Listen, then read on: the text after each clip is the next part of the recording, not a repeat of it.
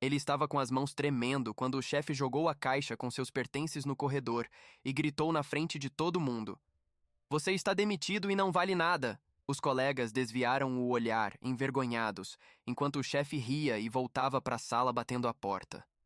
Mas o que ninguém naquele escritório sabia é que aquele homem humilhado guardava um segredo sobre aquela empresa. E quando a verdade veio à tona, o choque foi devastador. A manhã de terça-feira chegou ao Itaim Bibi com aquele tipo de luz que São Paulo às vezes oferece em outubro, uma claridade dourada e oblíqua que entra pelas janelas dos prédios altos como se estivesse pedindo licença.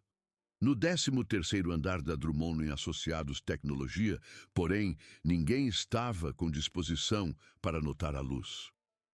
O ar-condicionado zumbia em temperatura calibrada para a produtividade. As telas brilhavam em sequência de um lado ao outro do open space, e a vida transcorria naquele ritmo acelerado e artificialmente importante que caracteriza as empresas de tecnologia que acreditam sinceramente que estão mudando o mundo.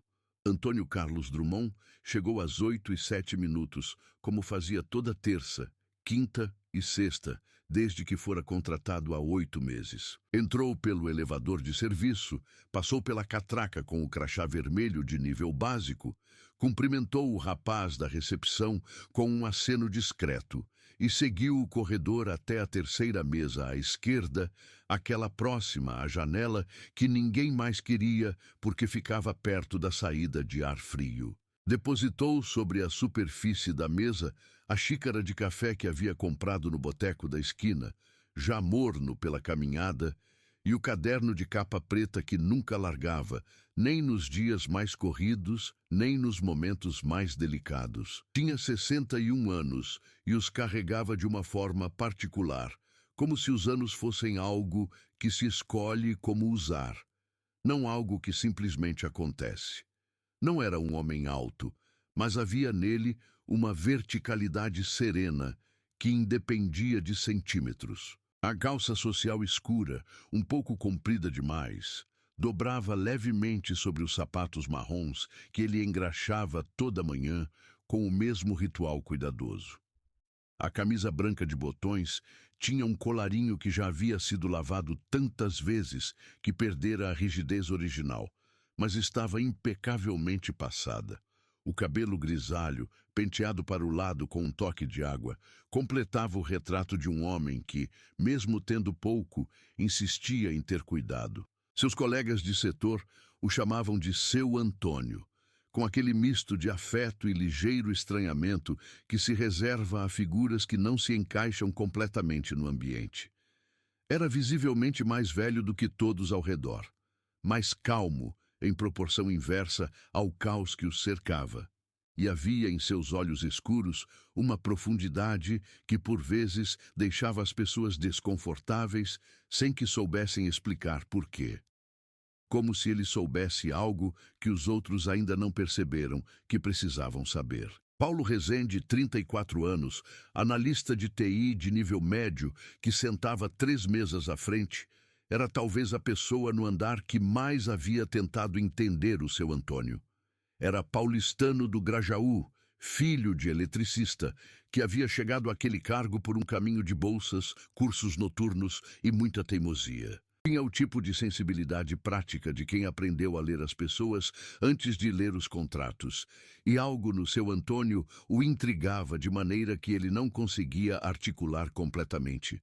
O velho sabia demais para o cargo que ocupava. Não de forma arrogante, não de forma exibida, mas de forma que se manifestava nos pequenos momentos, num comentário aqui, numa sugestão discreta ali, num olhar de reconhecimento diante de um problema que os outros ainda estavam tentando nomear. Naquela manhã de terça, quando os servidores da empresa falharam às 9h42 e o 13º andar entrou em colapso técnico, foi justamente um desses momentos. O sistema caiu de forma que engenheiros mais experientes chamariam de falha em cascata clássica. Primeiro o módulo de autenticação, depois o servidor de banco de dados, depois os sistemas periféricos que dependiam dos dois primeiros. Em questão de minutos, Telas em branco se espalharam pelo andar como uma praga silenciosa. As pessoas se levantaram das cadeiras, os grupos de WhatsApp explodiram e o nível de ansiedade coletiva subiu como mercúrio em termômetro posto ao sol. Renato Cavalcante surgiu da sala envidraçada no fundo do corredor como um fenômeno climático. 38 anos. Terninho cinza, ajustado por um alfaiate que cobrava mais por consulta do que muitos ali ganhavam por semana. Cabelo penteado com gel em quantidade exata para transmitir o que ele chamava internamente de presença executiva. Seu rosto tinha aquela expressão permanentemente insatisfeita de quem acredita que as coisas nunca estão à altura do que merece. O que está acontecendo aqui? Ele perguntou para o andar em geral, com o tom de quem já decidiu que a culpa é dos outros antes mesmo de ouvir a resposta. Os engenheiros de TI começaram a falar em cima uns dos outros. Termos técnicos se misturaram com especulações. As possibilidades se multiplicavam. O tempo passava e o problema continuava sem solução. Foi então que Antônio, sem se levantar da cadeira, disse a Paulo em voz baixa: "O problema não é no servidor principal, é na sincronização do sistema de cache. Se resetarem a instância secundária antes de tentar reestabelecer a principal, vai resolver em menos de 5 minutos. Paulo ergueu os olhos. "Tem certeza?" "Tenho", Antônio respondeu, e voltou o olhar para o caderno que havia aberto sobre a mesa, como se a conversa já estivesse encerrada da parte dele. Paulo se levantou para informar o time de TI. Mas não chegou a dar 2 passos, quando Renato Cavalcante, que havia se aproximado sem que ninguém percebesse, ouviu o comentário. Virou o rosto na direção de Antônio com uma expressão que era uma mistura de irritação genuína e prazer de exercer autoridade. "Quem pediu opinião de suporte júnior aqui?" A voz ecoou pelo andar aberto. Cabeças se viraram. O silêncio que se seguiu foi do tipo que não é silêncio real, mas sim o som coletivo de 40 pessoas, escolhendo não existir por alguns segundos. Antônio não respondeu. Baixou os olhos para o caderno, pegou a caneta que sempre ficava presa na espiral e anotou algo com a calma de quem está registrando um dado meteorológico. Depois fechou o caderno, apoiou os 2 cotovelos sobre a mesa e esperou. Renato o encarou por um segundo a mais do que o necessário. Depois bufou e se virou para o time de TI com uma série de instruções técnicas imprecisas que o time começou a tentar implementar com a cara daqueles que sabem que não vai funcionar, mas não tem como dizer isso em voz alta. 40 minutos depois, os servidores ainda estavam fora. O nervosismo havia evoluído para algo que se aproximava do pânico. Renato circulava pelo andar, fazendo perguntas que revelavam mais sobre o que ele não entendia do que sobre o que estava tentando resolver. Discretamente, Paulo buscou Antônio na copa onde o velho havia se recolhido com a xícara de café. "Me fala de novo o que você disse antes." Antônio repetiu. Paulo foi direto ao servidor. Em 4 minutos e 37 segundos, o sistema voltou. O andar suspirou de alívio coletivo. Telas se reacenderam, teclados voltaram a soar e o trabalho retomou seu fluxo. Renato Cavalcante saiu da sala envidraçada com postura de quem acabou de salvar uma batalha. Minha equipe identificou e resolveu o problema. Ele anunciou para o andar em volume calculado para chegar às orelhas certas. É isso que acontece quando você tem liderança técnica com visão. Antônio estava de volta à sua mesa. Ouviu as palavras de Renato com a expressão serena de quem já viu esse tipo de performance antes. Passou a mão devagar sobre a capa preta do caderno, da esquerda para a direita, como um gesto de reconhecimento antigo, e esboçou algo que não era exatamente um sorriso, mas que chegava perto o suficiente para intrigar qualquer um que estivesse olhando com atenção. Paulo estava olhando. Nos dias que se seguiram, Antônio continuou chegando às 8h07, tomando café morno comprado na esquina, sentando-se junto à janela fria e trabalhando em silêncio meticuloso. Seus relatórios eram entregues no prazo, sem erros, com aquele tipo de detalhe técnico que deveria ser impossível para alguém em nível básico de suporte. Quando havia dúvidas no setor, as pessoas começaram a gravitarem informalmente em direção à sua mesa, não de forma declarada, mas como se houvesse uma discreta corrente de maré que puxava os problemas em direção a ele. Renato Cavalcante havia percebido esse movimento e não gostava. A hostilidade começou de forma velada. Relatórios devolvidos com bilhetes em caneta vermelha apontando inconsistências de formato em documentos que estavam perfeitamente formatados. Convites para reuniões que chegavam com atraso intencional, fazendo com que Antônio entrasse já em uma reunião de equipe de uma quinta-feira à tarde, quando Antônio começou a apresentar uma análise de fluxo de atendimento que tinha preparado por iniciativa própria. Renato o interrompeu antes de chegar na segunda slide. Gente que não sabe nem formatar uma planilha não devia se meter em estratégia, ele disse, com aquele sorriso lateral que era sua arma favorita. O tipo que nega a crueldade enquanto a pratica. Os colegas desviaram o olhar. Mariana Lopes, a assistente pessoal de Renato, abaixou a cabeça sobre o tablet, onde fazia anotações. Havia no gesto dela algo que ia além da submissão. Havia vergonha. A vergonha de quem assiste a algo que reconhece como errado, mas não encontra o caminho para dizer. Antônio fechou o laptop, onde havia preparado a apresentação, disse com licença, educado, e voltou para sua mesa sem pressa e sem drama. Mas Mariana, nos segundos em que o observou caminhar de volta, notou algo que não conseguiu explicar. Ele não parecia humilhado, parecia de alguma forma estranha e difícil de definir, paciente. O caderno preto era o elemento que mais intrigava Paulo Rezende. Ele havia tentado observá-lo de diferentes ângulos durante as semanas em que trabalhou ao lado do seu Antônio. A capa era de couro legítimo, tão usado que havia adquirido uma textura de pele viva, com sulcos que pareciam mapear o tempo.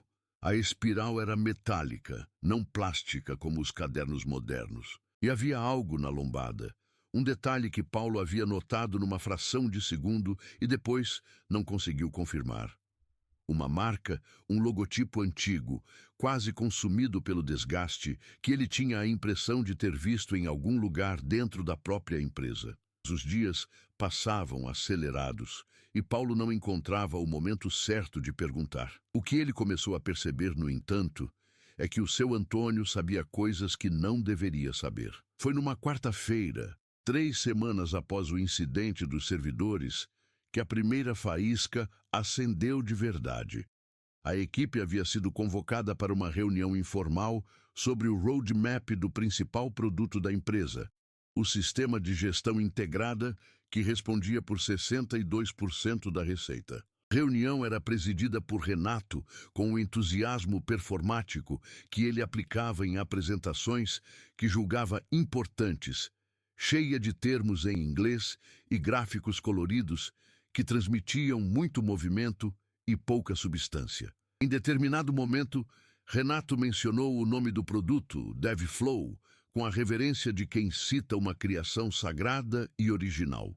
O DevFlow é o coração desta empresa, ele disse, batendo levemente no peito com o punho fechado. É o que nos diferencia, é a nossa identidade. Antônio, que estava sentado na última fileira de cadeiras com o caderno aberto no colo, disse em voz apenas audível para quem estava ao lado. O nome veio de um debate de quase 3 horas sobre qual palavra capturaria a ideia de desenvolvimento com fluidez. A última opção descartada foi Flow Dev. Escolheram DevFlow porque soava mais como um comando de terminal. Paulo, sentado à sua esquerda, virou o rosto devagar. Como você sabe disso? Antônio piscou uma vez, como alguém que percebe que falou mais alto do que pretendia. Li em algum lugar, em alguma entrevista antiga, acho. Paulo não encontrou nenhuma entrevista com esse nível de detalhe nas semanas seguintes em que pesquisou. Mas anotou mentalmente. A segunda faísca veio num café de sexta-feira.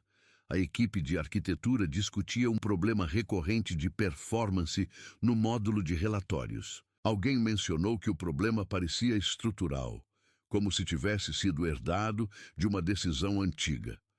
É herdado mesmo, Antônio disse, girando a xícara entre os dedos. No segundo ano de operação, a decisão de usar um banco relacional, onde deveria ter ido para um modelo orientado a documentos. Na época, a pressão era por velocidade de entrega. O compromisso técnico ficou para resolver depois. O engenheiro sênior de arquitetura, Roberto Sakata, 52 anos, que estava na empresa há 12, franziu a testa. Isso não está em nenhum documento que eu tenha acesso. Não, Antônio disse, e era impossível determinar se havia na voz dele qualquer ironia ou apenas genuína surpresa. Ele fechou a mão ao redor do caderno que estava sobre a mesa. Deve ter ficado em algum registro antigo. Roberto continuou olhando para ele por 3 segundos a mais do que o normal. Renato, que havia chegado ao café a tempo de ouvir o trecho final, olhou para Antônio com uma expressão nova. Não era irritação, pelo menos não apenas. Era aquele desconforto específico de quem começa a suspeitar que não sabe tanto quanto pensava sobre o próprio território, mas descartou. Afinal, era apenas um analista júnior. Para entender o que o caderno preto guardava, é preciso voltar a 1997, a um quarto nos fundos de uma casa na Vila Euclides, em São Bernardo do Campo, onde um homem de 34 anos dormia 4 horas por noite e sonhava acordado nas outras 20. Antônio Carlos Drummond havia terminado a engenharia de sistemas na Universidade Metodista 2 anos antes, com uma tese sobre arquitetura de software distribuído que seu orientador havia chamado de 10 anos à frente do mercado. Não havia conseguido emprego nas empresas que tentou, não por falta de capacidade, mas porque o mercado de tecnologia brasileiro de 1995 ainda estava aprendendo a reconhecer o que precisava. Trabalhou 2 anos como técnico de manutenção de computadores, consertando máquinas que precisariam ser jogadas fora em 3 anos, guardando cada real que sobrava depois do aluguel e da comida. Sua mãe, Dona Helena, lavadeira de roupas que trabalhava 6 dias por semana e tinha mãos que contavam cada hora desse trabalho, nunca lhe perguntou quando ia arranjar um emprego de verdade.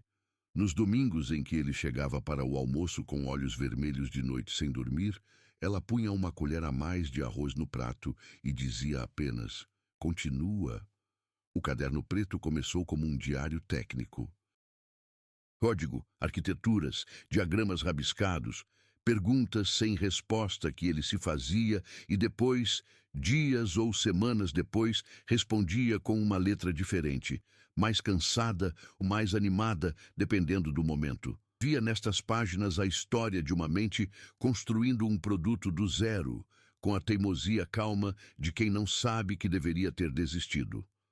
O DevFlow original, antes de ter esse nome, era um sistema de gestão de fluxo de desenvolvimento para times de software. Simples, robusto, pensado para o mercado brasileiro, que precisava de soluções que funcionassem com infraestrutura limitada. Antônio gastou 17 meses construindo a primeira versão funcional. Quando a apresentou para os primeiros 3 clientes potenciais em 1998, 2 fecharam contrato na mesma semana. A Drummond & Associados nasceu com um quadro social de uma pessoa e um CNPJ registrado no cartório de São Bernardo. O endereço comercial era a mesma casa onde ficava o quarto dos fundos. Dona Helena havia cedido a sala para se tornar escritório nos dias de reunião, colocando uma toalha nova na mesa e escondendo o cesto de roupas no banheiro. Nos 3 anos seguintes, a empresa cresceu devagar e com firmeza. Antônio contratou 2 engenheiros jovens que acreditaram na visão antes de ver os resultados. Alugou um espaço comercial pequeno em Santo André. Dormiu menos ainda, trabalhou mais e nunca, em momento algum, deixou de anotar tudo no caderno preto. Em 2003, quando um fundo de investimentos de São Paulo descobriu o DevFlow e propôs a primeira rodada de investimentos, Antônio tinha 38 funcionários, contratos com 47 clientes e um produto que funcionava melhor do que qualquer coisa comparável no mercado nacional. A reunião com os investidores aconteceu num escritório de vidro no Itaim Bibi, exatamente o mesmo bairro onde, 20 anos depois, ele sentaria como analista de suporte júnior, bebendo café morno perto de uma janela fria. O crescimento pós-investimento foi vertiginoso. A empresa se mudou para o Itaim, cresceu para 300 funcionários, expandiu para outros estados. Antônio continuava no centro, não como figura decorativa de fundador, mas como arquiteto real do produto, o homem que sabia onde cada peça se encaixava, porque havia colocado cada peça com as próprias mãos. O caderno preto cresceu com a empresa. Havia 6 volumes até 2015, todos com a mesma capa de couro, todos guardados numa gaveta trancada em seu escritório no 14º andar, que então era dele. O 7º volume estava sendo preenchido quando tudo desmoronou. Em abril de 2017, Antônio Carlos Drummond teve um infarto leve enquanto trabalhava até a madrugada num sábado. Não foi o tipo dramático, com queda e dor irradiando para o braço. Foi o tipo silencioso, que começa com cansaço incomum e vai aumentando até que o corpo simplesmente se recusa a continuar. O médico que o atendeu no pronto-socorro do Albert Einstein disse, com aquela franqueza clínica que os médicos usam quando querem que você leve a sério: você precisa parar. Não estou falando de férias, estou falando de parar. Parou, mas parar significava ceder o controle operacional. E ceder o controle operacional em uma empresa com conselho de acionistas, contratos de investimento e uma estrutura que havia crescido além de uma pessoa, significava assinar documentos que ele, exausto e medicado e se recuperando, não leu com a atenção que mereciam. O conselho era presidido na época por Henrique Galvão, sócio de um fundo de capital que havia entrado na 3ª rodada de investimentos. Homem de 50 e tantos anos, educado com precisão de cirurgião, que sabia exatamente que palavras usar para fazer uma sessão de controle parecer uma providência temporária de cuidado. É só enquanto você se recupera, Antônio. A empresa precisa de continuidade operacional. Você volta assim que estiver bem. Tudo que você construiu continuará sendo seu. O que os documentos diziam, lidos com atenção jurídica que Antônio não tinha condições de dar naquele estado, era diferente. A cessão temporária de controle operacional continha cláusulas de diluição acionária vinculadas a métricas de performance que, cumpridas durante sua ausência, transferiam participação para os sócios operacionais. Em 18 meses de afastamento, Antônio viu sua participação cair de 48% para 11% e depois para menos, através de uma série de operações que eram individualmente legais, mas coletivamente constituíam um esvaziamento sistemático. Quando percebeu o que havia acontecido, não tinha mais poder de voto suficiente para reverter. Seus advogados apontaram as irregularidades, mas a complexidade das estruturas societárias tornava qualquer litígio uma batalha de anos que ele não tinha condições físicas nem financeiras de travar. O dinheiro que tinha foi consumido pelos processos e pela recuperação de saúde. Saiu sem escândalo, não porque aceitou, mas porque naquele momento não tinha como lutar. O caderno 7º estava quase completo quando saiu. Levou-o consigo. Era o único registro que continha as provas documentais originais de sua autoria e visão, incluindo um código de identificação interno que ele havia inserido em todos os documentos fundadores da empresa, uma marca técnica que nenhum dos novos gestores sabia que existia. Durante 3 anos, tentou reconstruir a vida fora. Deu algumas consultorias, lecionou por um período numa faculdade privada. Mas havia algo que puxava, não raiva, não ressentimento, mas uma pergunta que ele precisava responder. O que havia sobrado da alma da empresa que havia construído? As pessoas ainda eram o centro, como sempre foi sua intenção? Ou a empresa havia se tornado apenas mais uma máquina de gerar número? Em fevereiro do ano anterior, inscreveu-se num processo seletivo para analista de suporte técnico de nível básico. Usou um currículo verdadeiro, mas incompleto, omitindo os anos de fundação e gestão. O RH contratou sem suspeitar. Voltou para casa incógnito e passou 8 meses ouvindo, observando e anotando no caderno preto.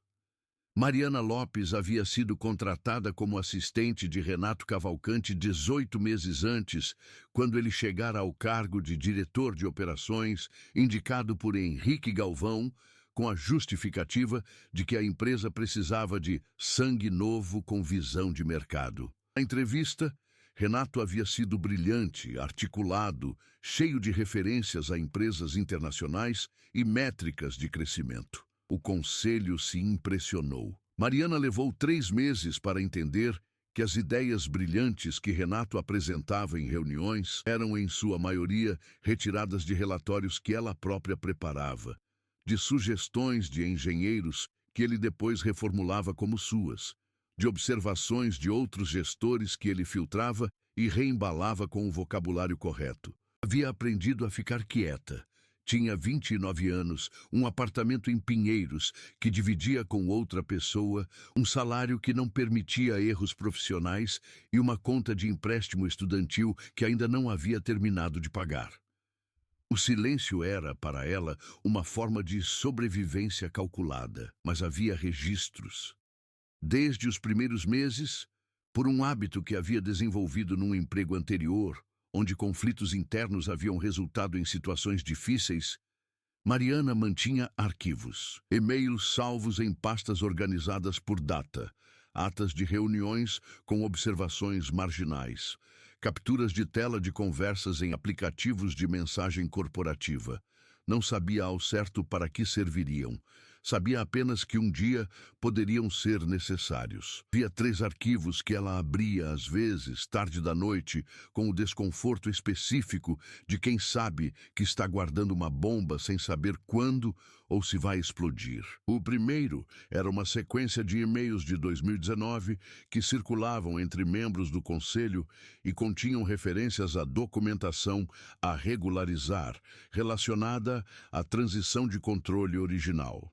As mensagens eram crípticas o suficiente para serem denegadas, mas específicas o suficiente para serem inequívocas. O segundo era um memorando interno, datado de março do ano anterior, que Renato havia pedido que ela arquivasse e nunca distribuísse, contendo um relatório de auditoria parcial que mencionava inconsistências no registro de transferência acionária original e recomendava investigação adicional. O memorando havia sido engavetado. O terceiro era uma lista de e-mails apagados da caixa compartilhada do departamento jurídico, contendo correspondências entre o então conselho e um escritório de advocacia sobre estratégia de defesa em caso de contestação de fundador. Mariana não entendia completamente o significado desses documentos, mas sabia que eram importantes. E quando começou a observar o seu Antônio, com o caderno preto e o olhar de quem conhece cada canto daquele lugar sem nunca ter sido visto conhecê-lo, começou a sentir que as peças estavam se movendo em direção a um encaixe. Não disse nada.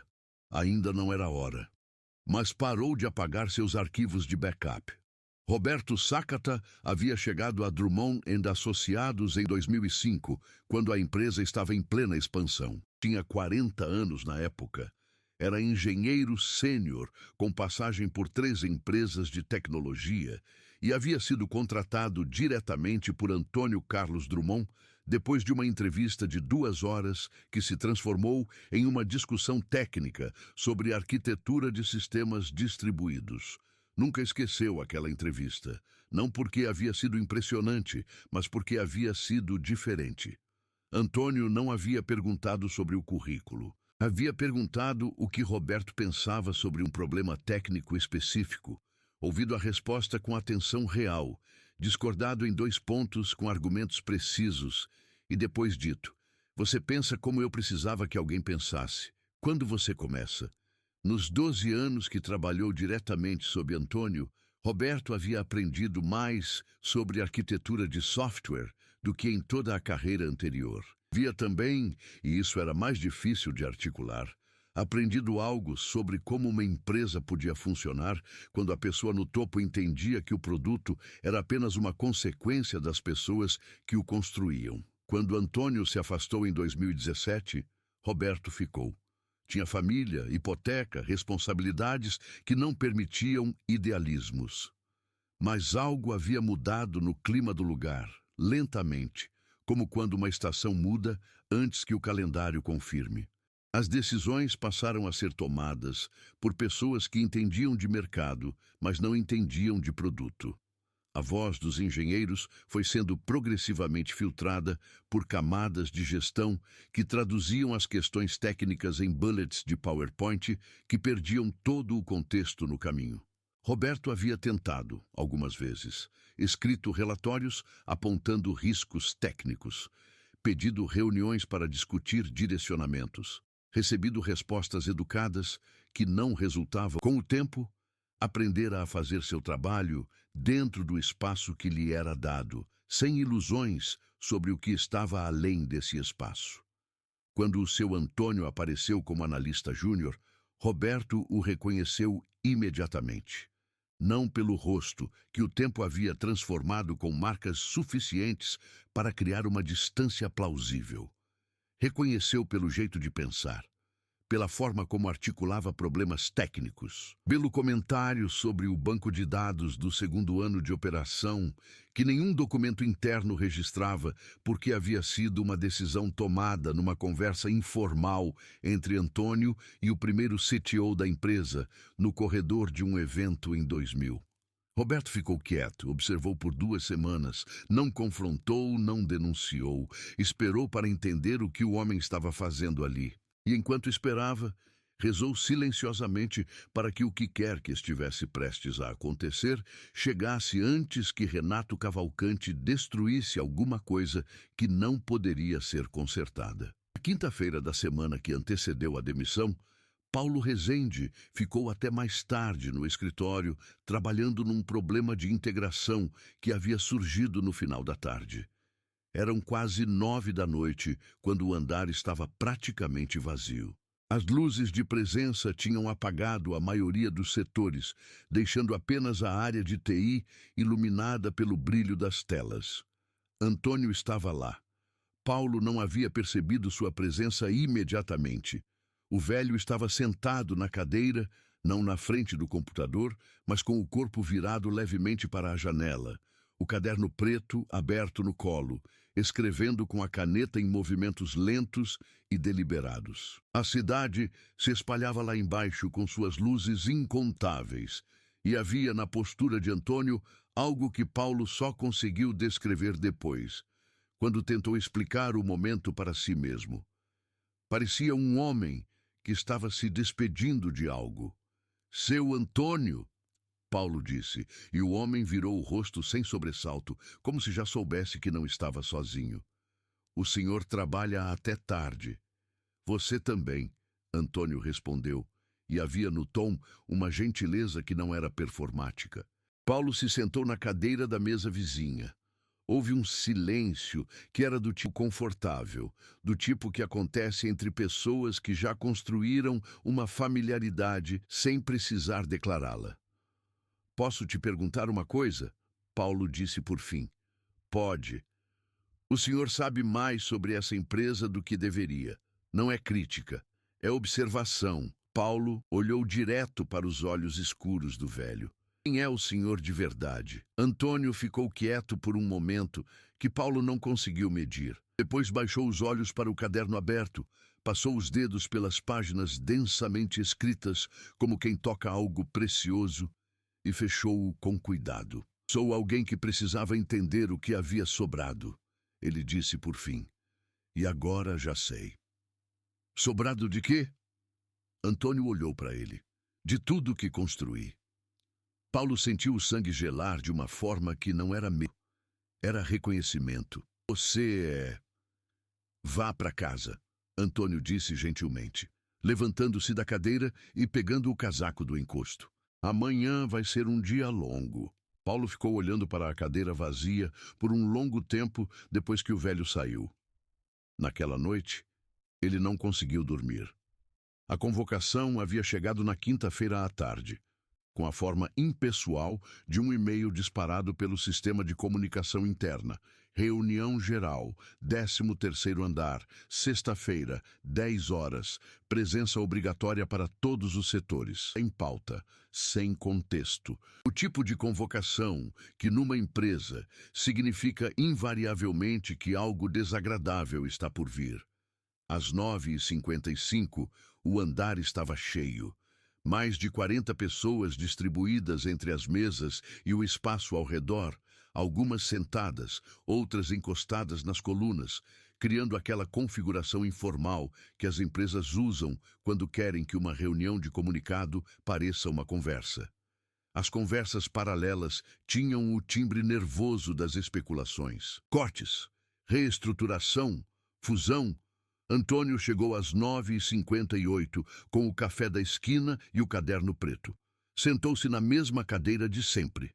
Paulo, que havia chegado cedo e estava posicionado de forma que conseguia ver tanto a entrada da sala de vidro quanto a mesa de Antônio, observou o velho com a atenção de quem aguarda um evento climático cuja natureza ainda não compreende completamente. Roberto Sacatá estava encostado na coluna do lado oposto. Seus olhos se moviam entre Antônio e a sala de vidro com aquela expressão neutra que era, para quem o conhecia, o equivalente de um estado de alerta máximo. Mariana estava perto da sala de vidro, tablet na mão, com aquele desconforto cuidadosamente contido que Paulo havia aprendido a reconhecer nos últimos meses. Às 10 em ponto, Renato Cavalcante saiu da sala de vidro. Renato havia escolhido o traje com a mesma atenção que um general escolhe o uniforme para uma batalha que considera já vencida. Terno azul escuro, camisa branca, gravata que custava mais do que o salário mensal de pelo menos 5 pessoas presentes. Via na postura dele a satisfação mal disfarçada de quem espera há muito por um momento de poder público. Caminhou até o centro do espaço aberto com passos calculados para que todos se voltassem antes de começar a falar. Bom dia, ele disse. Vocês foram convocados porque esta empresa passa por um momento de reavaliação estratégica. E reavaliação estratégica significa tomar decisões difíceis sobre o tipo de perfil que contribui para o crescimento e o tipo de perfil que representa um custo sem retorno. Fez uma pausa que não era para efeito dramático. Era para prazer. Temos investimentos sérios, expectativas de resultados sérias e uma exigência de excelência que nem todas as pessoas neste andar têm demonstrado estar à altura de atender.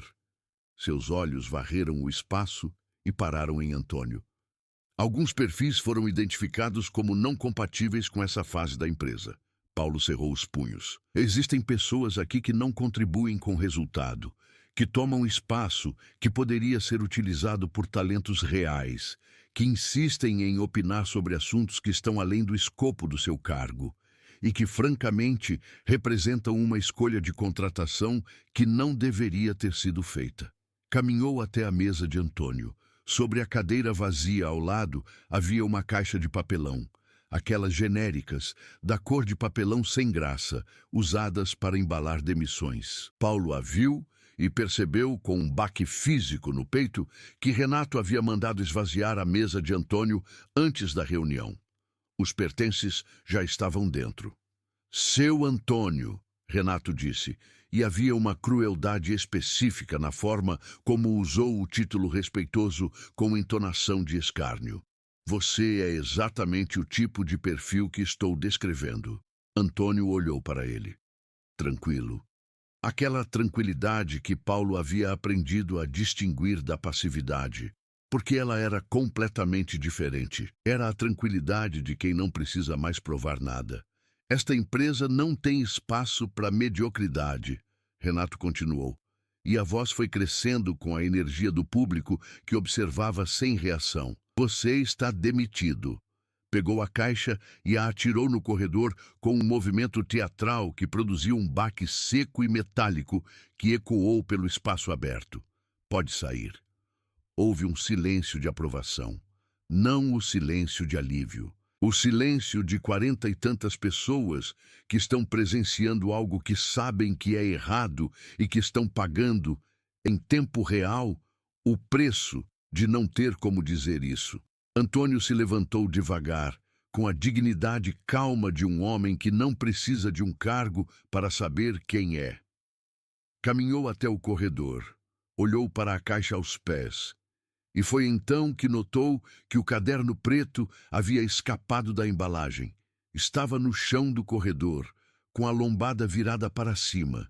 Abaixou-se e pegou o caderno com as duas mãos.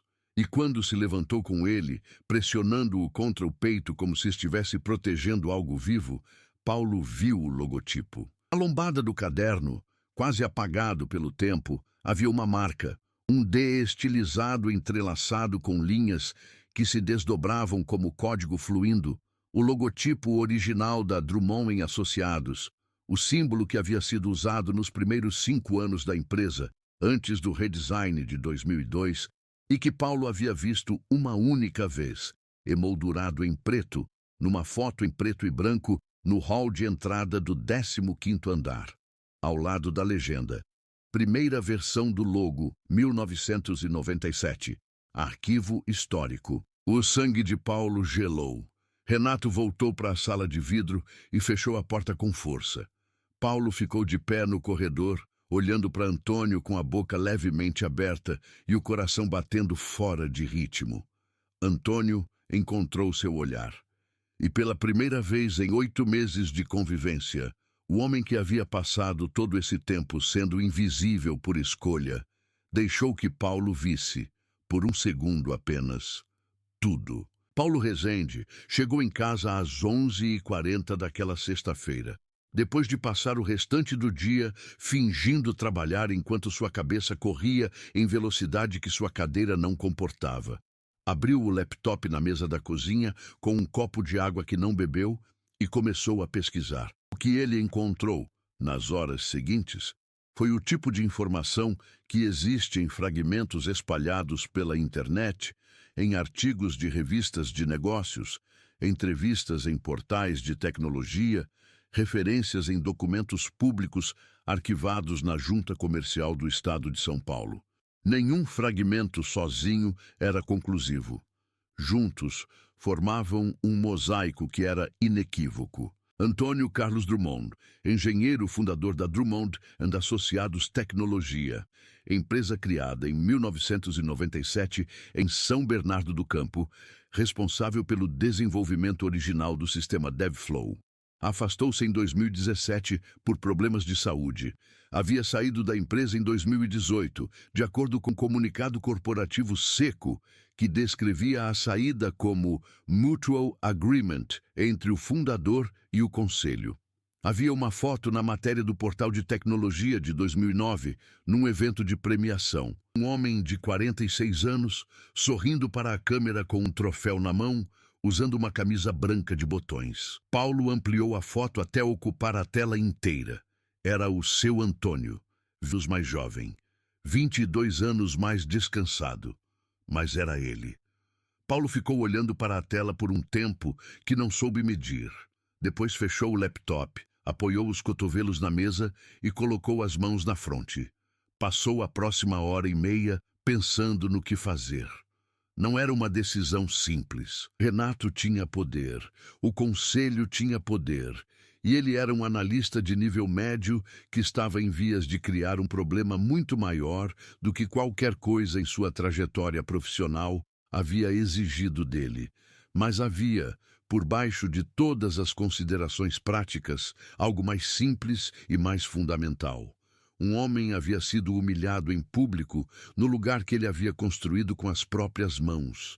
E Paulo havia visto, e Paulo sabia. Abriu o laptop de novo. Começou a escrever. Na manhã de sábado, Paulo ligou para Antônio. O velho atendeu no segundo toque, com aquela voz que soava como alguém que já estava acordado há horas. Eu sei quem você é, Paulo disse sem preâmbulo. Uma pausa. Depois, eu sei que você sabe. Por que não disse nada? Por que não fez nada? Fiz o que precisava fazer primeiro, Antônio respondeu. Precisava entender o que havia sobrado.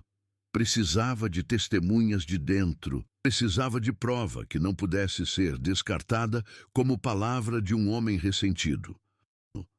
O caderno tem os registros de código originais, com timestamps que antecedem o registro da empresa. Tem o diário de desenvolvimento da primeira versão do DevFlow. Tem os rascunhos das primeiras versões do contrato social que o então advogado preparou com base nas minhas anotações. E tem algo que ninguém que entrou depois de 2002 sabe que existe. Paulo esperou. No interior das primeiras 100 páginas, há um código de autoria incorporado, uma sequência numérica que é um hash criptográfico da minha identidade vinculado ao código-fonte original do produto. Qualquer auditor técnico que conheça a arquitetura original consegue verificar a correspondência. Por que você voltou assim? Poderia ter ido ao conselho diretamente, porque queria saber se a empresa merecia ser salva, Antônio disse, com uma simplicidade que era devastadora. Um homem pode lutar pelos seus direitos por mágoa ou por princípio. Eu precisava saber qual dos dois estava me movendo. Uma pausa. E precisava ver as pessoas, entender quem eram, o que tinham se tornado ou o que sempre foram. E o que você viu? Vi gente boa trabalhando num lugar que perdeu o rumo. Vi um Roberto Sakata que ainda pensa como engenheiro quando poderia ter desistido. Vi uma Mariana que anota tudo porque sabe que um dia vai precisar. Vi você, que se importa o suficiente para ficar até tarde resolvendo um problema que poderia ter passado para frente. Uma pausa mais longa. Vi o suficiente para saber que vale a pena. Paulo ficou em silêncio por um momento. O que você precisa que eu faça? Você não precisa fazer nada que possa colocar você em risco. Isso não foi o que eu perguntei. Outra pausa. E então, Antônio Carlos Drummond disse para Paulo Rezende o que precisava. Na segunda-feira de manhã, enquanto o 13º andar começava sua semana com a normalidade artificial que ambientes após traumas coletivos costumam adotar, Paulo Rezende entrou no 15º andar e pediu uma reunião urgente com o Conselho de Administração. Levava na mão uma pasta. Dentro da pasta, havia a carta que havia passado o fim de semana preparando, com toda a documentação que havia encontrado. Uma cópia fotográfica das primeiras 20 páginas do caderno preto que Antônio havia autorizado e entregue pessoalmente no sábado à tarde, e uma análise técnica que Roberto Sakata havia preparado ao longo do domingo, depois que Paulo o ligou na tarde de sábado e ele atendeu ao segundo toque com uma voz que soava como alguém que havia estado esperando por essa ligação.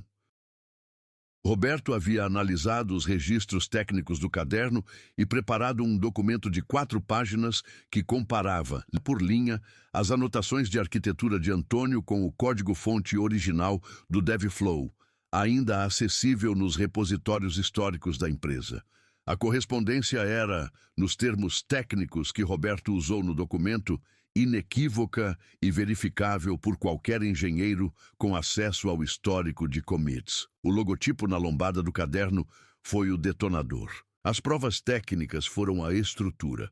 Quando Paulo foi recebido pelo presidente do conselho, Marcos Andrade, um homem de 60 e poucos anos com ar de alguém que havia passado a carreira inteira resolvendo problemas difíceis e não esperava que este fosse diferente, a reunião durou 47 minutos. Ao final, Marcos Andrade estava com as mãos entrelaçadas sobre a mesa e uma expressão que era a combinação específica de homem que acabou de entender a extensão de um problema que preferia não ter descoberto, mas que não pode fingir que não existe. Onde está ele agora? Marcos perguntou. Esperando um telefonema, Paulo respondeu. A auditoria interna que Marcos Andrade acionou na mesma tarde durou 6 horas e confirmou, antes do fim do expediente, o que os documentos de Paulo e o relatório de Roberto já apontavam com clareza suficiente para não precisar de mais investigação. Antônio Carlos Drummond era o fundador da empresa. Os registros de autoria do DevFlow eram inequívocos. A transferência de controle acionário de 2017 e 2018 havia ocorrido através de documentos que continham, no mínimo, 2 cláusulas que um advogado competente poderia caracterizar como lesivas a um signatário em estado de saúde comprometida. E havia algo mais. 3 relatórios internos de auditoria, preparados entre 2019 e 2022, que mencionavam inconsistências no processo de transferência original e recomendavam investigação adicional por conselho independente. Esses 3 relatórios haviam sido arquivados sem encaminhamento. 2 deles tinham no histórico de edição de arquivo o nome de Renato Cavalcante como último editor antes do arquivamento definitivo.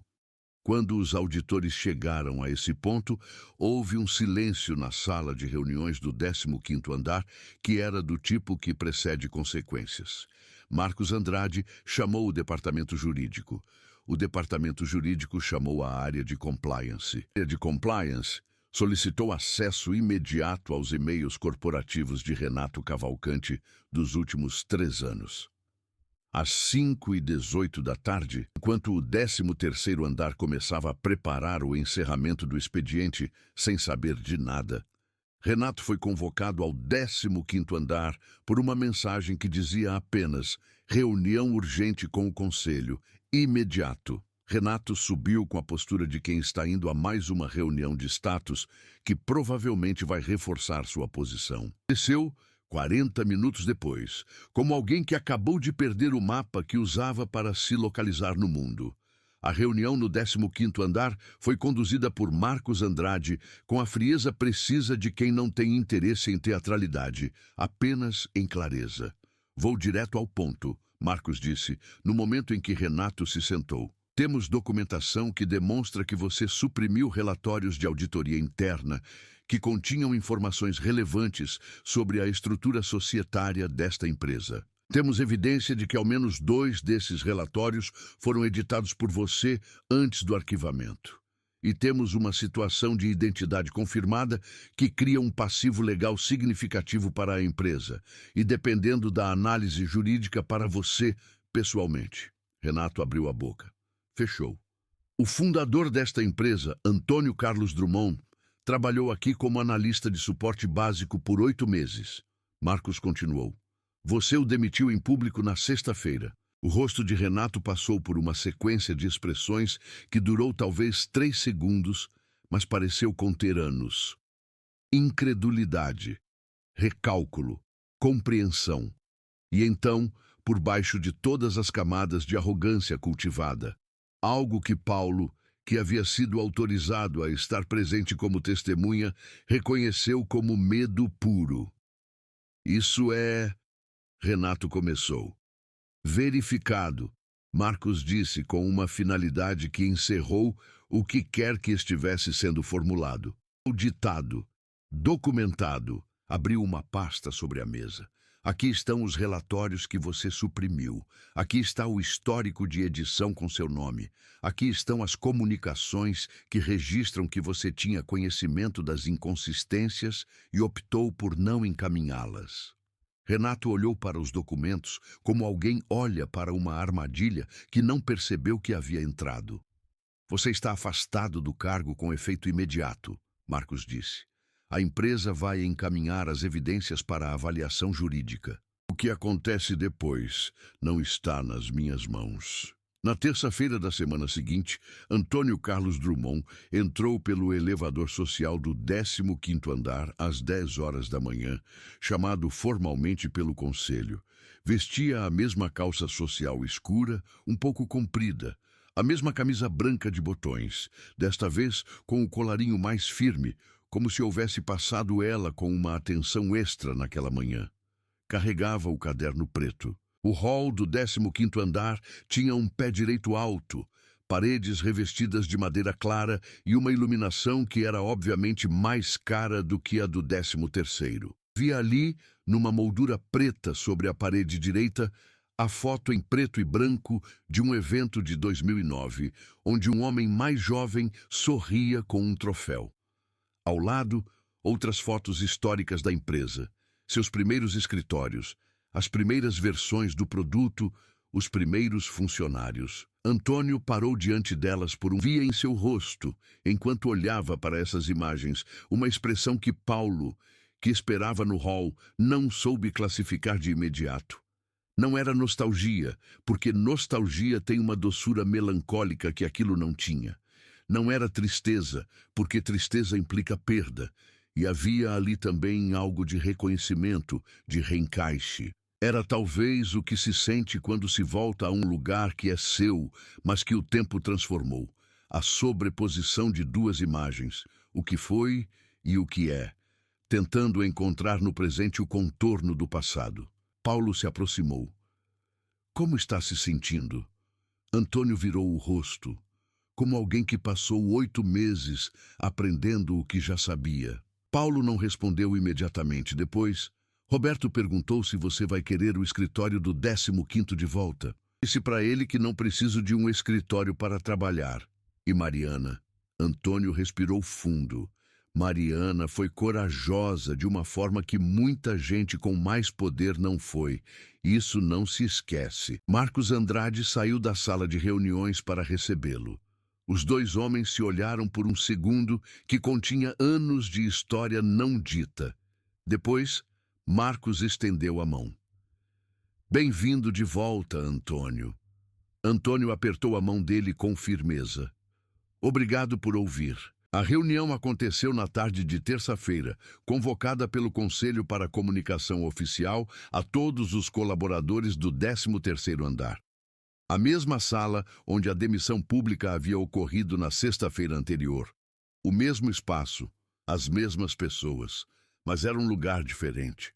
O silêncio quando Antônio entrou foi do tipo que se cria quando um espaço ainda está processando o que aconteceu nele. Como uma sala depois de uma tempestade, quando o ar ainda cheira a chuva e os objetos permanecem nos lugares onde pousaram ao ser jogados, esperando que alguém os recoloque. Antônio ficou de pé no centro do espaço, sem palanque, sem microfone, sem apresentação preparada.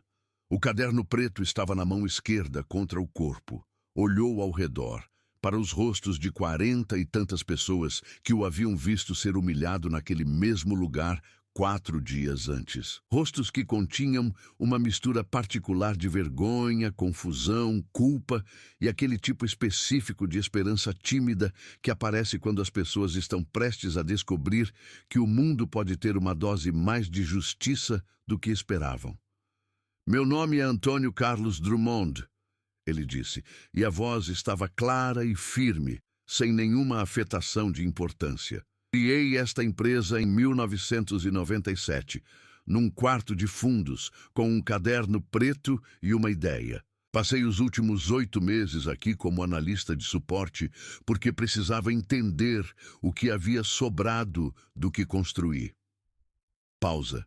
E o que encontrei foi o seguinte, ele olhou para Paulo. Encontrei pessoas que trabalham até tarde resolvendo problemas que poderiam passar para frente. Olhou para Roberto.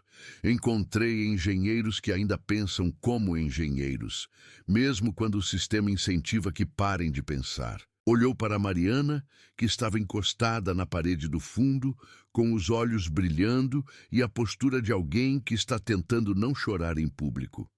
Encontrei pessoas que registram o que está errado mesmo sem saber se alguém vai algum dia ler esses registros. Voltou o olhar para o centro.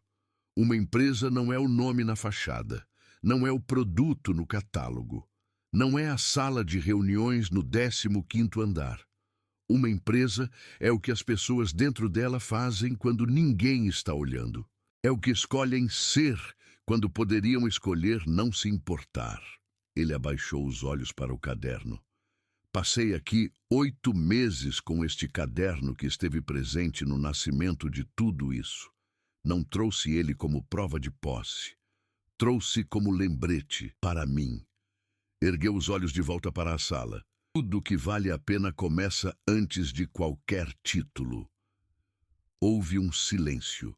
E então alguém começou a aplaudir. Paulo foi o primeiro, depois Roberto, depois outros, e em menos de 10 segundos a sala inteira estava de pé e havia alguns que estavam chorando sem que isso parecesse fora de lugar, porque às vezes a realidade faz algo que a ficção raramente acerta.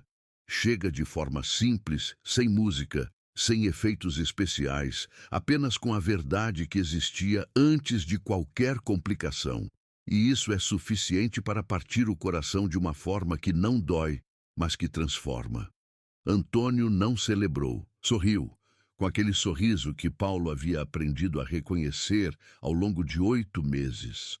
O que não era exatamente sorriso, mas chegava perto. Depois que a sala foi se esvaziando, Mariana ficou. Esperou que a maioria saísse, depois se aproximou de Antônio, que estava de pé perto da janela, olhando para o mesmo trecho de cidade que havia olhado tantas vezes daquela cadeira perto do ar frio. Eu sabia quem o senhor era, ela disse em voz baixa. Não de imediato, mas faz uns 2 meses eu tinha certeza. Antônio a olhou. Eu sei. E os arquivos foram essenciais. Uma pausa. Você podia ter destruído, podia ter ignorado, podia ter entregado para o lado errado. Mariana desviou o olhar por um momento. Eu tinha medo. Eu sei disso também. O medo não passou. Eu sei. A voz de Antônio era gentil. Coragem não é ausência de medo. É o que se faz com ele. Mariana ergueu os olhos. O que acontece agora? Você continua aqui, se quiser, com um cargo que corresponda ao que você realmente faz. Ele a olhou com a franqueza direta que Paulo havia aprendido a reconhecer como a forma como Antônio tratava pessoas que respeitava. Você não era assistente, você era gestora de informação estratégica. A empresa vai reconhecer isso. As lágrimas que Mariana havia estado segurando o dia inteiro finalmente escorreram sem que ela tentasse detê-las. Ela não disse nada, porque não havia palavras imediatas para aquele momento, e Antônio não tentou preencher o silêncio. Às vezes o silêncio é a forma mais honesta de reconhecimento. Renato Cavalcante passou os dias seguintes num estado que poderia ser descrito como o colapso de uma identidade construída sobre bases que nunca foram sólidas. O processo por obstrução de documentos societários seria longo e incerto quanto ao resultado final, como são quase todos os processos desse tipo. Mas a perda do cargo foi imediata. A perda da participação nos bônus foi imediata, e a perda da reputação, aquela coisa intangível, mas absolutamente real que ele havia passado anos construindo através de intimidação e apropriação das ideias alheias. Essa foi a mais rápida de todas. O mercado de tecnologia é menor do que parece. As histórias circulam. A demissão pública de Antônio, que havia sido testemunhada por 40 e tantas pessoas, começou a circular na forma de relatos que chegavam aos WhatsApps dos departamentos de RH das empresas do setor antes que Renato tivesse tido tempo de elaborar a versão da história que preferia contar. Havia momentos, nas semanas que se seguiram, em que Renato ficava parado diante da janela do apartamento que havia comprado como símbolo de tudo que havia conquistado, olhando para a cidade. E algo em si tentava encontrar um caminho para uma reflexão que não fosse apenas raiva ou justificação. Era um caminho estreito e difícil, esse tipo de reflexão. Exige que uma pessoa olhe para si mesma sem o conforto das narrativas que construiu sobre as próprias ações. Se ele percorreu esse caminho, e até onde, é algo que apenas o tempo responderia. 6 meses depois, a Drummond em Associados havia passado por transformações que os relatórios do conselho chamavam de reestruturação estratégica, mas que as pessoas dentro da empresa chamavam, entre si, de quando a empresa voltou a ser ela mesma. Antônio havia retomado o papel de presidente do conselho técnico, uma posição que não existia antes de sua volta e que havia sido criada especificamente para formalizar o que ele sempre havia sido na prática. A pessoa cuja visão dava direção ao produto, não um gestor de pessoas no sentido tradicional, não um executivo de apresentações e metas trimestrais, mas o arquiteto que entendia onde cada peça se encaixava porque havia colocado cada peça com as próprias mãos. Sua sala no 14º andar, aquela que havia sido sua antes de tudo, agora era novamente dele. Não porque precisava do símbolo, mas porque havia no retorno a ela algo que era honesto. Era o lugar certo para aquele trabalho. A mesa tinha uma janela que dava para o mesmo trecho de cidade. Sobre ela, o caderno preto descansava à esquerda do teclado, como sempre havia descansado. O programa de desenvolvimento para analistas de suporte técnico havia sido lançado no 3º mês após seu retorno. O programa tinha 3 módulos, um de formação técnica, um de mentoria com engenheiros seniores e um que Antônio havia insistido em incluir pessoalmente, chamado apenas de visão, que consistia em fazer com que cada analista de suporte apresentasse, uma vez por semestre, uma análise do produto do ponto de vista do usuário. Quem está perto do problema conhece o problema melhor do que quem está longe dele com uma planilha, havia dito na reunião em que apresentou o programa ao conselho. Esta empresa foi construída por alguém que entendia o problema porque estava dentro dele. Nunca devemos nos tornar uma empresa que não consegue mais ouvir os que estão mais perto. A primeira turma do programa tinha 22 pessoas. Paulo Rezende era o coordenador. Paulo havia passado os meses seguintes à crise numa espécie de reavaliação silenciosa de si mesmo. Não a reavaliação dramática das reviravoltas, mas o tipo mais lento e mais verdadeiro, o que acontece quando uma série de eventos força alguém a olhar para suas próprias escolhas com mais clareza do que o conforto do cotidiano normalmente permite. Havia se recusado ao elogio público que o conselho quis lhe dar na reunião que formalizou o retorno de Antônio. Não por falsa modéstia, mas porque havia algo naquele reconhecimento que o desconfortava de uma forma que levou semanas para articular. Entendeu finalmente que o desconforto vinha de uma pergunta: o que ele teria feito se não tivesse visto o logotipo naquela noite? Se não houvesse prova visual que tornasse a história verificável? Teria agido da mesma forma?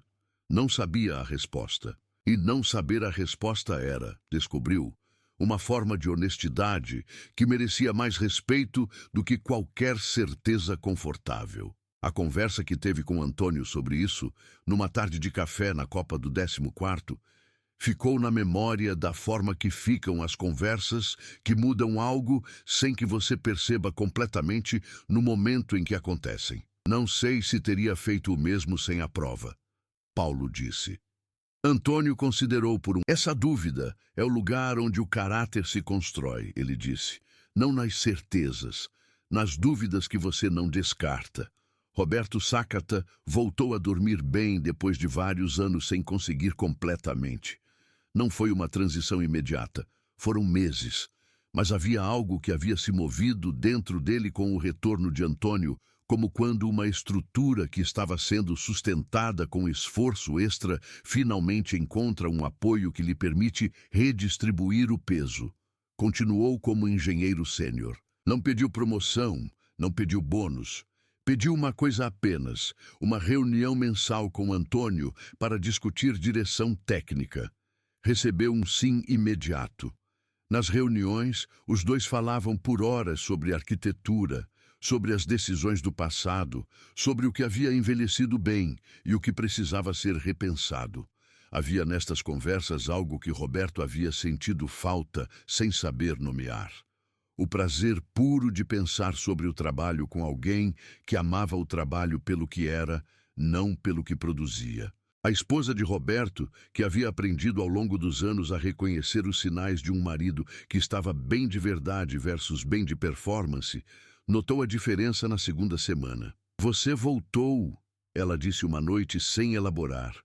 Roberto não precisou pedir explicação. "Voltei", ele concordou.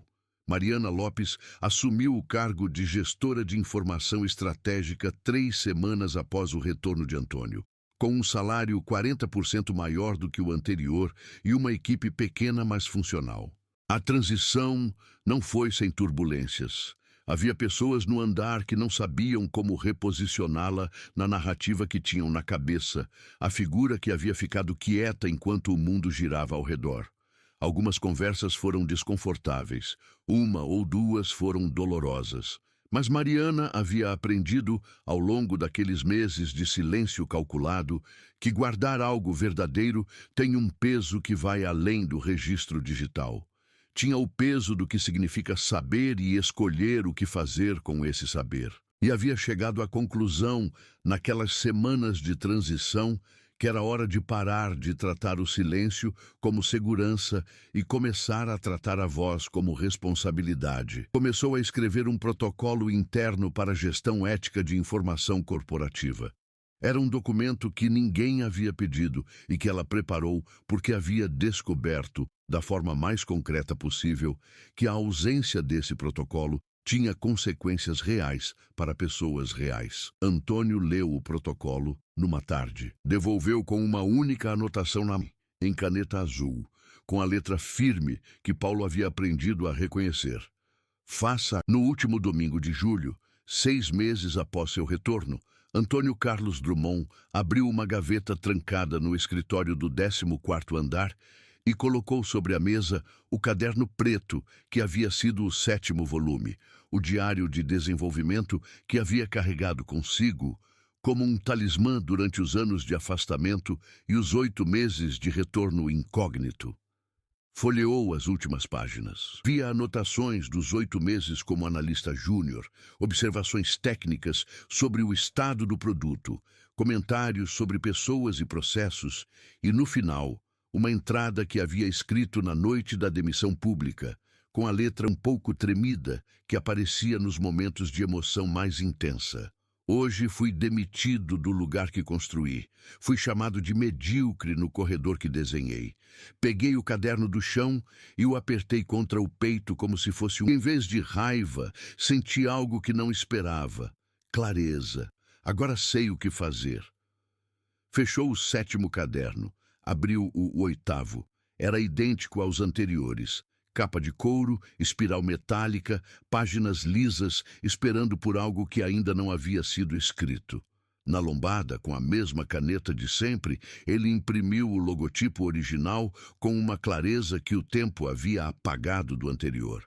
Escreveu na primeira página: "Volume 8, 2024, e o que ainda será." Apoiou a caneta sobre a mesa. Olhou para a janela, onde a cidade de São Paulo se desdobrava com suas camadas de luz e sombra, de pressa e pausa, de histórias que se cruzam sem que as pessoas envolvidas saibam completamente que estão cruzando. Havia empresas que eram apenas negócios, e havia empresas que eram, na sua essência mais profunda, um argumento sobre o que é possível quando alguém acredita e insiste e anota tudo em um caderno e não desiste mesmo quando o mundo inteiro aponta para outra direção. A Drummond em Associados havia sido sempre a segunda. Havia perdido isso um tempo, por descuido, por doença, por arrogância alheia, por documentos mal lidos e poderes mal cedidos. Mas as coisas que são verdadeiramente sólidas não desaparecem completamente. Ficam latentes, esperando o momento em que alguém com memória suficiente e coragem adequada as reconhece e as reafirma.